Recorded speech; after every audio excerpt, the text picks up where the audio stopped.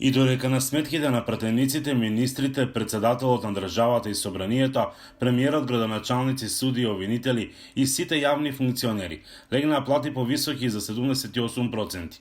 Адвокатиот Струга иницираат измени на членот 11 од Законот за плати на избрани и именувани лица.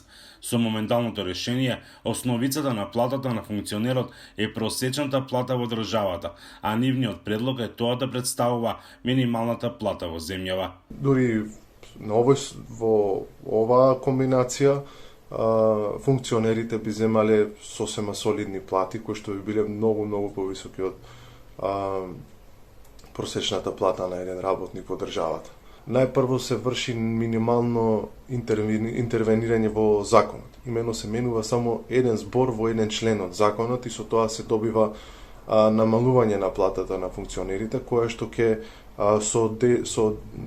соодветствува со стандардот во државата. Иницијативата за измена на законот ја поднале до сите парламентарни политички партии. Истата би можела да биде прифатена или предложена од страна на било која партија во собранието. Ова иницијатива заслужува свое внимание, бидејќи моменталното законско решение е економски неоправдано. Една од политичките партии кои што се представувани во собранието ја разгледува нашата иницијатива во нивната правна служба. Ова е можеби единствениот начин да се коригира зголемувањето на платите на функционерите, бидејќи по ова прашање не може веќе да одлучува ниту уставниот, ниту врховниот суд. Но нашите функционери треба да покажат едно ниво на самоодговорност, едно ниво на солидарност со својот народ, бидејќи сведоци сме дека самите тие функционери во период на криза ги повикуваа сите граѓани да треба да се солидаризираат,